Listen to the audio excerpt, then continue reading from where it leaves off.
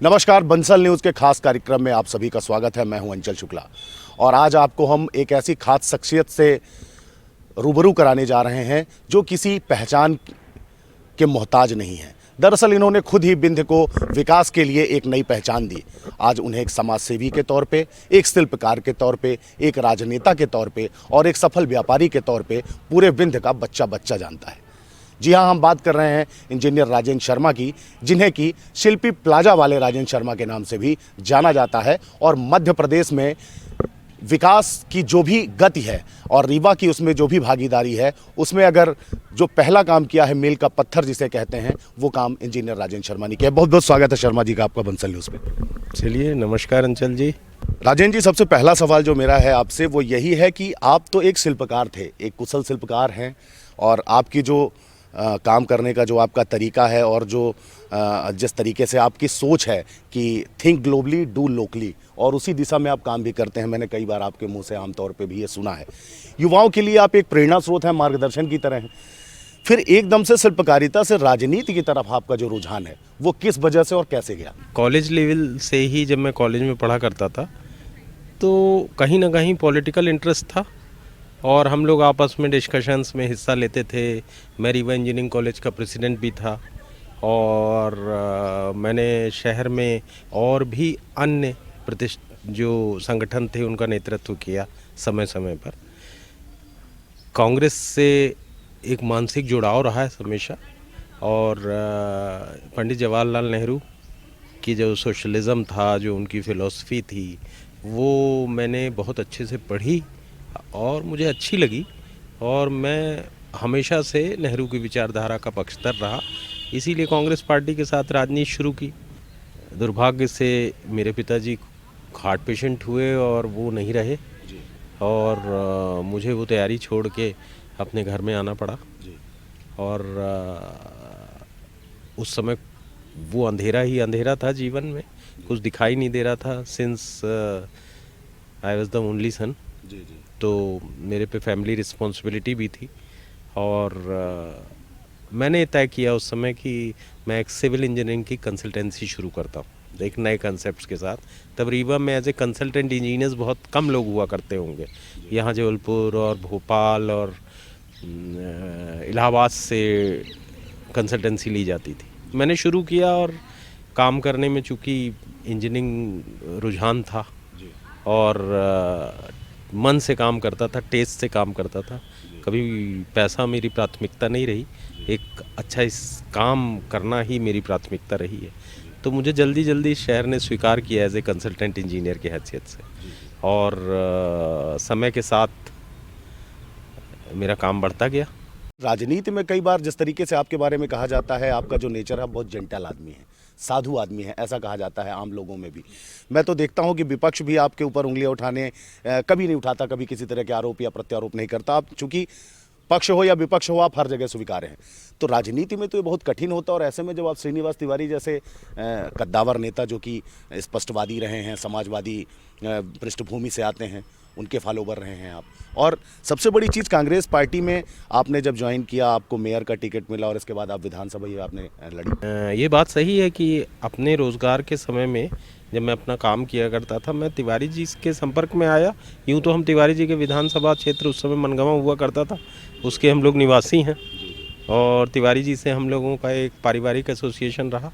पर जब मैं उनके संपर्क में आया उस समय 1998 में विधानसभा चुनाव थे, उसके तुरंत बाद लोकसभा चुनाव थे, जब सुंदरलाल जी यहाँ से सांसद हुए, और सुंदर भैया का स्नेह मुझे व्यक्तिगत रूप पे बहुत प्राप्त था। तिवारी जी तो उन नेताओं में थे जिनको लोग फॉलो किया करते। एक वैचारिक नेता थे, एक दृढ़ नेता थे, और उनसे मुझे स्नेह तो मिला। सबसे बड़ी बात है, उन्होंने मुझे बहुत सम्मान भी दिया, और उन्होंने मुझे जगह जगह कांग्रेस पार्टी में ऐसे छोटे छोटे मौके दिए जो पहले तो शुरुआत में मैनेजमेंट रिलेटेड थे, और फिर उसके बाद उन्होंने मुझे 98 से ही मौके देने शुरू किए। बाद में जब 2003 में दिग्विजय सिंह जी की मध्य प्रदेश में सरकार थी और वो हार गई, उसके बाद रीवा में तात्कालिक रूप से पहला चुनाव नगर निगम का था, और उसके मेयर के लिए तिवारी जी ने मेरा नाम प्रपोज किया, और दिग्विजय सिंह से भी मेरे व्यक्तिगत लगाव था और उनका भी मुझसे लगाव रहा। तो दिग्विजय सिंह ने उसमें हमारी मदद की और हमको टिकट दिया। दुर्भाग्य से मैं उस चुनाव को नहीं जीत सका। उसके बाद मुझे विधानसभा लड़ने का भी मौका मिला। देखिए, मैं तिवारी जी के विचारों से हमेशा प्रभावित रहा, उनकी दृढ़ता से प्रभावित रहा। बहुत ही स्पष्टवादी नेता थे और मुझे लगता है कि आज की पीढ़ी में अब हम लोग श्रीनिवास तिवारी जैसे नेता को देख पाएँ या आगे आने वाली पीढ़ियाँ तिवारी जी को देख पाएँ और उस किस्म के लोगों को देख पाएँ, ये बड़ी मुश्किल बात मुझे लगती है, बड़ी असंभव सी बात लगती है कि ऐसा हो सकता है। मुझे ऐसा लगता है, देखिए, कि मैं अच्छाई की हमेशा तारीफ़ करता हूँ, चाहे वो हमारी पार्टी की हो चाहे विपक्ष की पार्टी की हो, और बुरे को बुरा कहता हूँ, चाहे हमारी पार्टी की हो और चाहे विपक्षी पार्टी की हो। अननेसेसरी आज के समय में राजनीति में एक स्वभाव हो गया लोगों का, और लोग सोचते हैं कि एक सफलता का मंत्र है कि बिना सोचे समझे किसी पे कुछ भी बोलना, लांछन लगाना, आरोप लगाना। अगर मैं टीवी में डिस्कशन में बैठा हूँ तो बुरी तरीके से सामने वाले पे चिल्ला चिल्ला के बात करना। लोग सोचते हैं ये प्रगति पथ का एक आवश्यक ज़रूरत है, पर ऐसे सोचने वालों की और जो लोग सफल होते हैं उनमें बहुत अंतर है। जो लोग सफल होते हैं वो हमेशा शालीन होते हैं और समझदार होते हैं। रीवा में जब भी कांग्रेस जिस स्थिति में थी, पहले गढ़ कहलाता था बिंद कांग्रेस का, और अब जिस तरीके से कांग्रेस का पतन हो रहा है, यूँ कहें कि अभी बीते चुनावों में 8 में से एक भी सीट कांग्रेस को नहीं मिली। कोई कहता है ये गुटबाजी है, कोई कहता है प्रतिनिधित्व ठीक नहीं है, कोई कहता है कुछ है। लेकिन जब आपकी बात होती है और आपकी तुलना जब राजेंद्र शुक्ला से होती है तो आप सिमिलर माने जाते हैं। एक तो आपके साथ सबसे बड़ी बात ये रही है कि आप कमिटेड कहलाते हैं, कि आप अपने बात के लिए और अपने काम के लिए एकदम डिमोटी हैं पूरी तरह से, और जो कहते हैं वो करते हैं। युवाओं को अगर बात करें, युवाओं को आगे बढ़ाने में, तो पहले ही दिन से जब से आप राजनीति में आए तो युवाओं का एक अच्छा खासा भीड़ जो है वो आपके साथ रही, और आज भी शहर की कांग्रेस की अगर बात हो तो राजेंद्र शर्मा से ही शुरू होती है जब युवाओं की बात होती है। तो राजेंद्र शुक्ला का लोग आपको यहाँ पर विकल्प मानते हैं कांग्रेस पार्टी में, तो आप इसको कैसे देखते हैं? और कांग्रेस की जो स्थिति अभी वर्तमान में है उसको कैसे दुरुस्त किया जाए, जबकि कमलनाथ के हाथ में बागडोर है और पार्टी जो है तो बिखरी सी पड़ी है, ऐसा लगता है? देखिए, पहली चीज़ तो मैं आपको बताऊं कि राजेंद्र शुक्ला रीवा इंजीनियरिंग कॉलेज से मेरे से 1 साल जूनियर थे, जूनियर बैच के थे, और राजनीतिक रूप से हम लोग वहाँ भी एक दूसरे के खिलाफ ही थे। वहाँ भी हम दूसरे ग्रुप से चुनाव हमारा संचालन होता था, हम और राजेंद्र जी दूसरे ग्रुप से इलेक्शन लड़ा करते थे। रह गई बात शालीनता की, तो मुझे लगता है कि राजेंद्र शुक्ला भी शालीन नेता है, अपने काम से काम रखते हैं, और लगभग कुछ ऐसा स्वभाव मेरा भी है, इसलिए तुलना होना स्वाभाविक है। राजेंद्र शुक्ला रीवा में मैं उनके खिलाफ 2008 में इलेक्शन लड़ा और परिणाम मेरे पक्ष में नहीं रहा। उस समय कुछ ऐसे कांग्रेस के हालात थे कि हम लोगों को अपने कांग्रेस पार्टी का एक बहुत बड़ा वोट बैंक नहीं मिल पाया। उसका रीज़न था कि हमारे ही एक साथी बहुजन समाज पार्टी से ऐन वक्त पे जाके चुनाव लड़े और उसका खामियाजा पार्टी को हुआ। आपने जो मुझसे एक चीज़ पूछी कि कांग्रेस पार्टी की ज़िले में हालत, देखिए, कांग्रेस पार्टी के 2003 में भी एक भी सीट नहीं आई थी, कांग्रेस पार्टी की 2008 में भी एक भी सीट नहीं आई थी, कांग्रेस पार्टी की ज़िले में 2013 में 2 सीट आई थी। इसके पहले यूं कह लीजिए आप कि हमारी 2003, 2008 और 2013 में 2 सीट्स आई थी। तो ऐसा नहीं कि विगत चुनाव में कांग्रेस का बहुत बड़ा नुकसान हो गया और ऐसा हुआ कि पहले बहुत आया करती थी और सीट्स नहीं आई। ये बात ज़रूर थी कि उन तमाम दोनों चुनाव में 2003 और 2008 में प्रदेश में भारतीय जनता पार्टी की सरकार की लहर थी और इस बार परिवर्तन की लहर थी। इसलिए हम लोगों को कई बार लोगों को ऐसा लगता है कि कांग्रेस पार्टी की सीट्स कम आई, पर मेरा ऐसा कहना है कि उस समय 2003 और 2008 में कांग्रेस पार्टी का चेहरा मोहरा, चुनाव जीते या ना जीते, हमारा चेहरा दुरुस्त था, हमारे नेताओं की जनता के बीच में स्वीकार्यता थी। अब ये बात अलग है कि उस समय की परिस्थितियों में उनको भारतीय जनता पार्टी की सरकार उचित लग रही थी, इस बार जो कांग्रेस पार्टी ने काम किया उसमें कांग्रेस पार्टी यूं तो ये प्रयास कर रही थी कि हम केवल जीतने योग्य प्रत्याशियों को टिकट देंगे, पर जिस तरीके से कांग्रेस पार्टी में टिकट डिस्ट्रीब्यूशन हुआ उसमें कांग्रेस पार्टी ने दूसरी पार्टी से आए हुए नेताओं के बीच में 3-4 सीट्स दे दी। पूरे कांग्रेस पार्टी के कार्यकर्ता जो 15 साल से भारतीय जनता पार्टी के खिलाफ संघर्ष कर रहे थे उनके बीच में एक उदासी आ गई।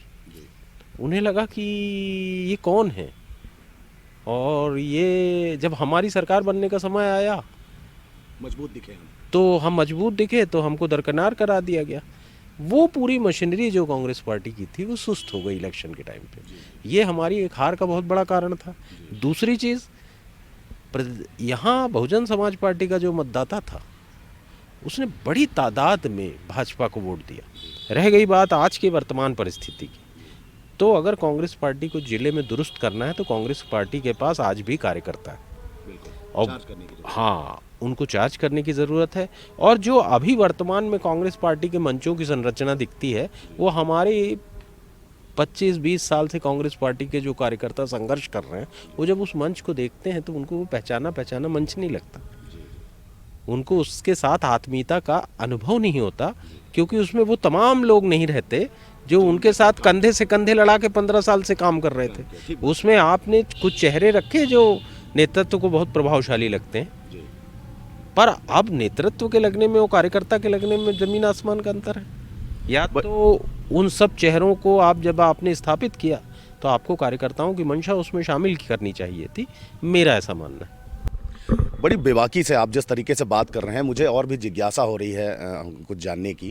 जिस तरीके से जब भी 2008 के चुनाव के बाद जब आप विधानसभा लड़े, भले ही उसमें जीत हार अलग मामला है, लेकिन उसके बाद जब आप इसके बाद भी जब भी चाहे वो नगरीय निकाय के चुनाव हुए हों या विधानसभा के चुनाव हुए हों, तो राजेंद्र शर्मा का नाम बड़ी तेज़ी से उभर के आता है। और फिर कांग्रेस कहती है कि इन्हें टिकट मिलनी चाहिए क्योंकि आप में वो योग्यता भी है, आप में वो समर्पण भाव भी है और पार्टी के लिए आप 5 साल काम भी करते हैं और लगातार पार्टी के लिए लगे भी रहते हैं। और एक तरफ भाजपा भी एक खेमा है जो कहता है कि राजेंद्र शर्मा जी को भाजपा में होना चाहिए, कांग्रेस में उनकी कोई कदर नहीं है या कांग्रेस के लोग उनकी योग्यता को नहीं समझ पा रहे हैं।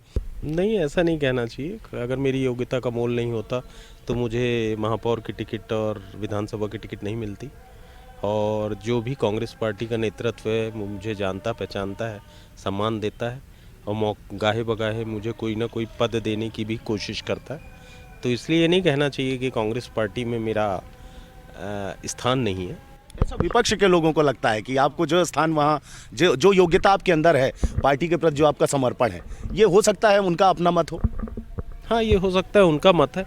रह गई बात देखिए क्षमता की, अगर मैं क्षमतावान हूँ तो ज़रूरी नहीं कि मुझे कांग्रेस पार्टी या भारतीय जनता पार्टी के थ्रू राजनीतिक नेतृत्व मिले तभी मैं अपनी क्षमताओं का प्रयोग कर सकता हूँ। मैं जहाँ हूँ वहाँ भी अपनी क्षमताओं का प्रयोग कर रहा हूँ। मेरी क्षमताएं किसी की कृपा की मोहताज नहीं है। मेरी क्षमताओं को रीवा शहर की, रीवा ज़िले के लोगों की स्नेह की ज़रूरत है और वो उनको स्नेह मिलता रहा है हमेशा मुझे। इसलिए मैं भाग्यशाली हूँ कि रीवा के लोगों ने मुझ पर बहुत विश्वास किया, स्नेह किया और जिसके कारण मुझे सफलता मिल रही है।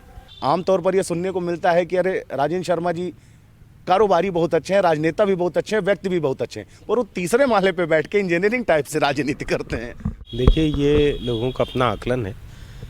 आज की तारीख में जो लोग कांग्रेस में काम करते हैं, अगर आप उन कार्यकर्ताओं से पूछिए तो उनके सुख दुख में खड़े होने का काम कौन करता है वो एक बच्चा आपको बता सकता है। दूसरी चीज़, कांग्रेस का कोई भी संगठन हो, चाहे वो राहुल गांधी जी के आह्वान पे यूथ कांग्रेस का संगठन हो और चाहे हमारी प्रदेश कांग्रेस में संगठन हो, मेरी हमेशा उसमें बेहद सक्रियता रही है। आपने जब दीपक बाबरिया जी हमारे महासचिव थे, कमलनाथ जी अध्यक्ष बने, तो एक कंसेप्ट आया कि कांग्रेस के ऑर्गेनाइजेशन को चेंज करेंगे, जिला एवं शहर अध्यक्ष के अलावा फिर ब्लॉक अध्यक्ष बनेंगे, फिर मंडल बनेंगे, फिर मंडल के अंदर सेक्टर्स बनेंगे, सेक्टर्स पोलिंग।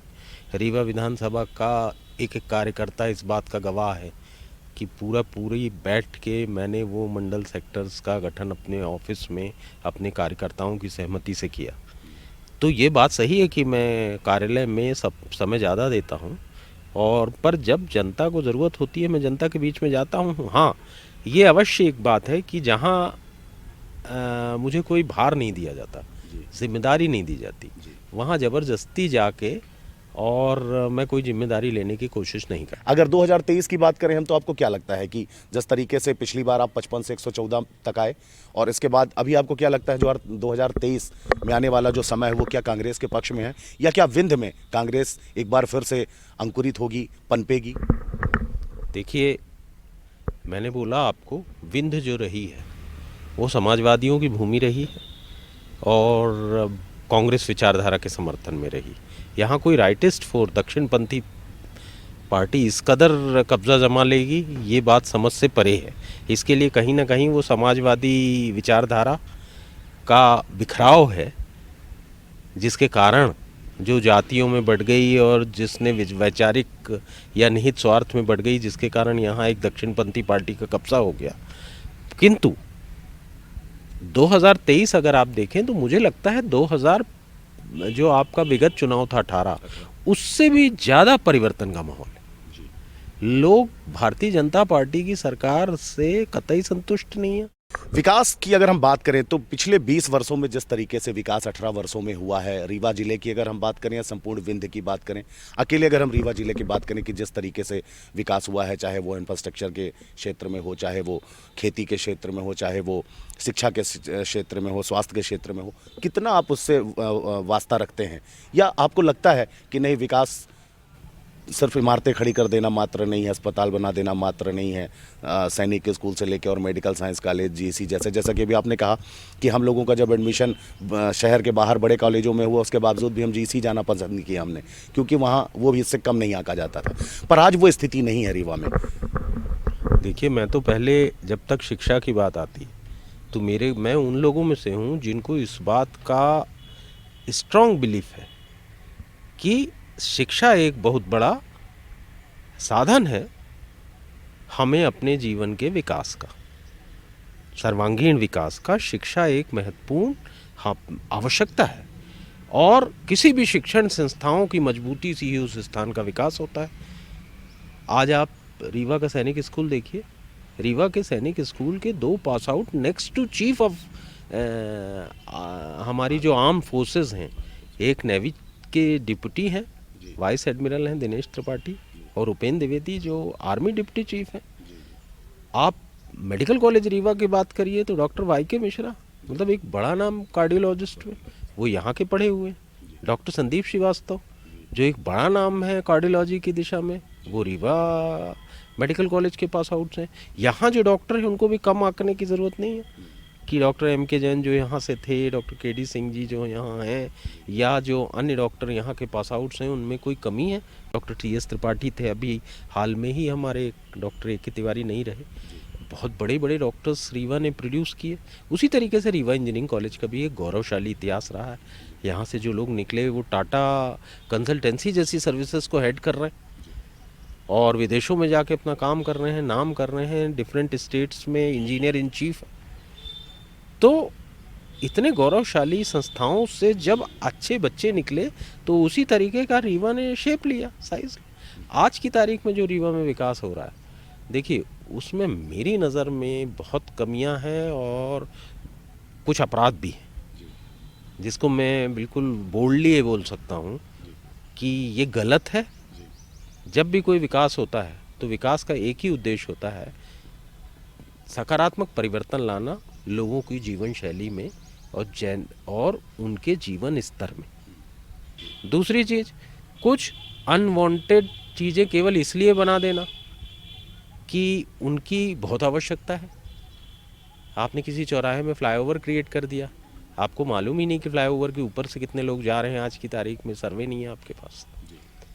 फ्लाईओवर में कुछ तो यहाँ ब्लंडर्स कर रहे हैं, तीसरी आर्म बना देते हैं, ऊपर एक एक्सीडेंट जोन तैयार कर देते हैं, जो आपको देखने को नहीं मिलेगा कहीं। पुनर्घनत्वीकरण का मतलब होता है उस क्षेत्र की घनत्व को परिवर्तन करना, और घनत्व को परिवर्तन करना मतलब कम करना, बढ़ाना नहीं। आज पुनर्घनत्वीकरण योजना के तहत आपने सिरमौर चौराहे में जो 2 मल्टी स्टोरीड कॉम्प्लेक्स बना दिए, उससे घनत्व बढ़ा कि घटा? ये बात ठीक है कि ज़मीन के पैसे से आपने कलेक्ट्रेट बना लिया और कलेक्ट्रेट में लोगों को बड़े बड़े सुंदर सुंदर चैम्बर्स मिल गए, और कलेक्ट्रेट में आपने गाड़ियों की पार्किंग ज़बरदस्त बना ली। कलेक्ट्रेट और कलेक्ट्रेट आने जाने वालों के लिए बहुत बड़ी सुविधा है, वो सही बात है, पर उसके लिए आपने यहाँ घनत्व बढ़ा दिया। मतलब कुल मिला के नहीं, डेंसिटी बढ़ाई आपने 650 शॉप बना दी, 500 फ्लैट्स बना दिए, कितनी गाड़ियाँ हैं, उन गाड़ियों के लिए वहाँ सड़क है कि नहीं, पार्किंग है कि नहीं, मूवमेंट की जगह है कि नहीं, वो गाड़ियाँ वहाँ से जब शहर के विभिन्न क्षेत्रों में निकलेंगी तो कितना जाम कहाँ लगाएंगी, इसका कोई कैलकुलेशन आपके पास नहीं है। आपने रिवर फ्रंट प्रोजेक्ट डेवलपमेंट का किया। मैं जब 2008 में विधानसभा लड़ा था तो मैंने उसमें बहुत सारी नई रोड प्रस्तावित की थी, और इवन ये रिवर फ्रंट प्रोजेक्ट भी प्रस्तावित किया था जो मेरे भविष्य की योजना थी। और उस योजना का वो बिंदु तो आपने उठाया रिवर फ्रंट डेवलपमेंट प्रोजेक्ट, पर रिवर फ्रंट के लिए आपने संसाधन कहाँ से जुड़ाए? शहर का ऑलरेडी जो डेंस एरिया है खन्ना चौराहा, उसमें आपने ज़मीन बेच के एक और डेंसिटी क्रिएट कर दी, वहाँ की डेंसिटी बढ़ा दी। रीवा से जो पुरानी इलाहाबाद रोड हुआ करती थी, पीके स्कूल के सामने जाती थी, आगे जाके एक इरिगेशन का ऑफिस है, वहाँ इरिगेशन ऑफिस में आप कल्पना कर सकते हैं कितने कर्मचारी होंगे, 150। कितने आगंतुक होंगे, 150। कितने वाहन आते थे, ठीक। आज आपने वो 65,000 स्क्वायर फीट जगह एक बिल्डर को दे दी। अब वो बिल्डर उसमें FAR जो सैंक्शन है उसके आधार पे मल्टी स्टोरी तैयार करेगा और 2000 वाहन क्रिएट कर देगा वहाँ पर। उन वाहनों के लिए निकलने के लिए आपकी वो रोड तो उतनी ही बड़ी है।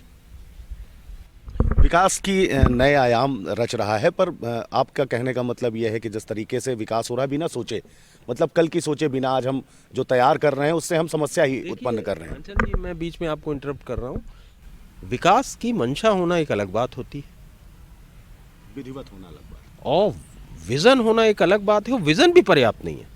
विज़न के सपोर्ट में आपके पास उसके साथ एक स्ट्रैटेजी होनी चाहिए, एक कार्य योजना होनी चाहिए, और फिर उस कार्य को संपादन करने के लिए योग्यता और ईमानदार टीम भी होनी चाहिए।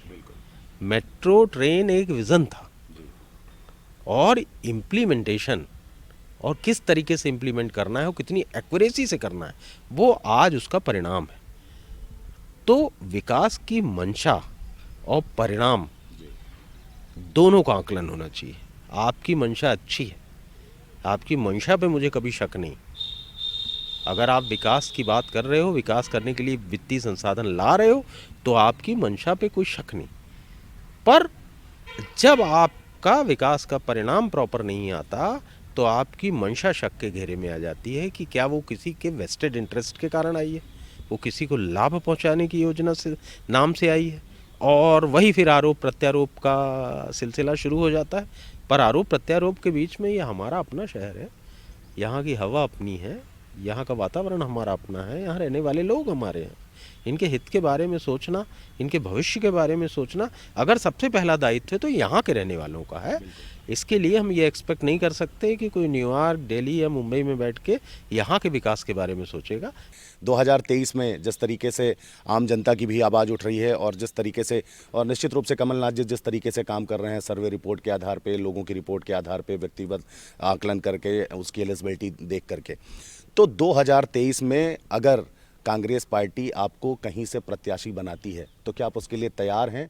आपसे पहले भी अर्ज़ किया कि कांग्रेस की सरकार बनेगी, अगर पर बनने के लिए प्रयास तो करना होगा, और हमको अच्छे से इलेक्शन भी लड़ना होगा, अच्छे चेहरे लाने होंगे जो पब्लिक को स्वीकार है। रह गई बात कि मैं लड़ता हूँ कि नहीं लड़ता, तो ये बड़ा हाइपोथेटिकल क्वेश्चन है, और पिछले 8-10 साल से इसका जवाब देता आया हूँ।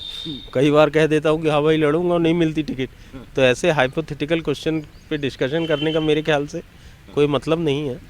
मुझे ऐसा लगता है कि जिस किसी हमारे साथी को टिकट मिले वो चुन पार्टी का कार्यकर्ता होना चाहिए। पर पिछली बार भी मैंने लोगों से कहा था, मैंने जिस किसी से मिला तो मैंने कहा कि आपको, पिछली बार मैं भी टिकट का दावेदार था, तो मैं बोल रहा था कि अगर मैं आपको अच्छा नहीं लगता, मेरे में कमियां लगती हैं, तो आप बेशक मुझे टिकट नहीं दीजिए, पर उस मेरे साथी को टिकट दीजिए जो कांग्रेस पार्टी के ज़्यादा से ज़्यादा कार्यकर्ताओं का समर्थन इसलिए नहीं ले ले कि वो कोई बहुत बड़ा जादूगर है, इसलिए ले ले कि वो उनका हम साथी था, हमराही था, जो उनके साथ संघर्ष पथ का साथी था, उसको दे।